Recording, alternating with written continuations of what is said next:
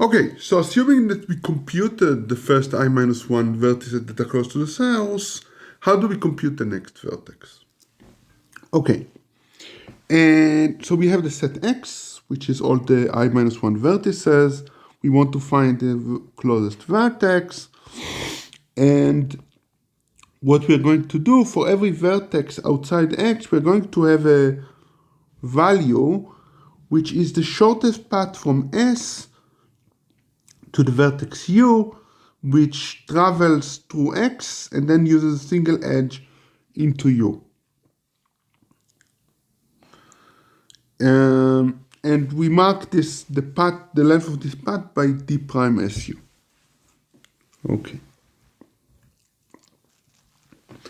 So the first observation is that the real distance, the shortest distance between S and U, is going to be shorter than d prime of SU, because d prime SU corresponds to a specific path, but the shortest path might be potentially different. So it can only be longer, the candidate path.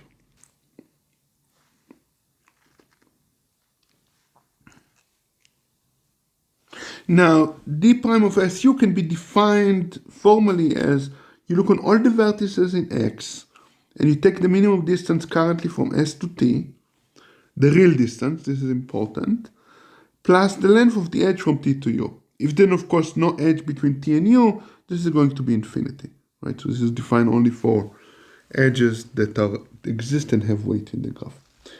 And this is true because, that's by definition, right? The distance, it's the real distance to a vertex in X plus the price of jumping from this vertex into the vertex U. So we have the following lemma. If V is the ith closest node to S, then this candidate value, d prime SU, is equal to the real distance, right? Which is what we wanted. Of course, we need to prove that.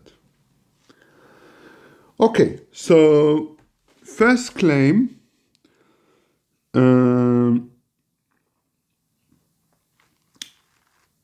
is a more explicit restatement of what we just said in a formal way. So we define d prime to be this value, right? The distance to X plus the jump. Here, the important thing is that we assume that X is the set of I minus 1 vertices closest to S. And now we claim that the V that realizes the minimum among all those vertices, indeed, its candidate value is the distance to the shortest path. Okay, so how do we prove it? We pick V to be the one that is the I closest, and we just argue that there is a path to it from S to V where the last jump is an edge, right? That goes from X into the vertex V, right? That's we already proved. So this distance, assuming that the distance we computed to the previous vertex U is the correct distance to S, right? Which we are essentially doing inductively, then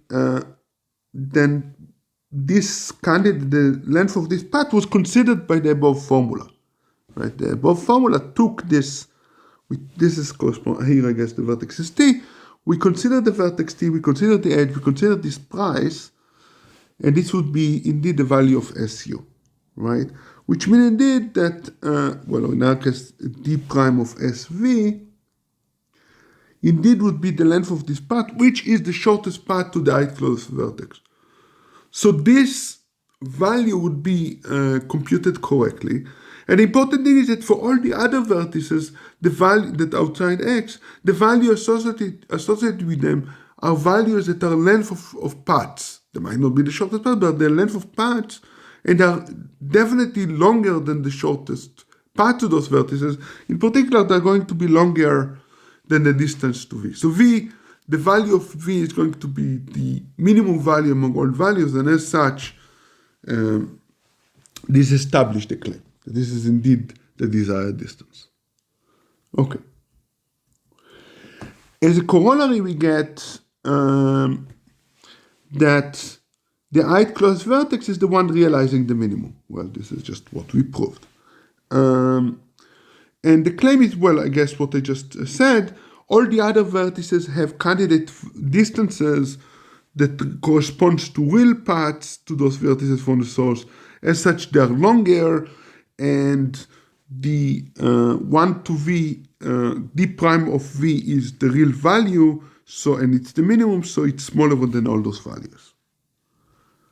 Right? So indeed, v is what we wanted. It's the ith closest vertex to the source, and the candidate value we computed is the distance from the source to this vertex.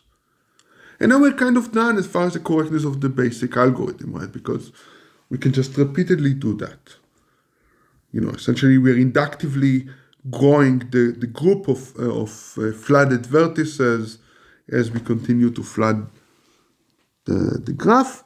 Okay, so here's the algorithm. Initially we set the distance from all the vertices to be infinity, except for, of course, the distance from the source to itself, which is 0. And we maintain the invariant that x contains the I-1 closest vertices to S. And the way to think about the distance d prime of SU, it's that this is the closest path from S to U, such that all the edges except for the last one are inside X, right? And it's the minimal such value. Okay. So we compute the vertex that is outside X that minimizes this candidate value. This is d prime of SV. We set it as the distance from S to V because we just prove it correct. We add the vertex V to X. For every node outside X, we now update the candidate value. And we update the candidate value by by computing the new candidate value. This is an extremely inefficient way to do it, right? Because we potentially go over all the edges, right? This is X, this is V minus X, and we're going over all the edges that are in the cut, right? That go from one side to the other. And for each one of them, we update the candidate value they provide, right? So this loop inside is going to take O of M time. It's not very efficient, but it's something, right? Because we grow the set x n times, so overall the running time of this algorithm is going to be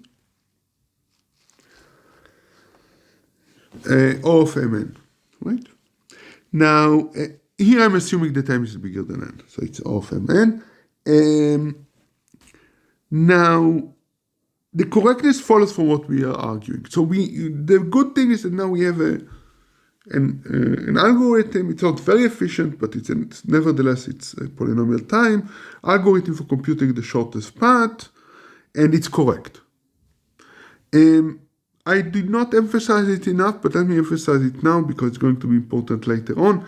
Here, this algorithm works only if the weights on the edges are non-negative. If weights on edges are negative, things become much more painful, as we will see later on. Okay, our next step is to improve this algorithm running time further.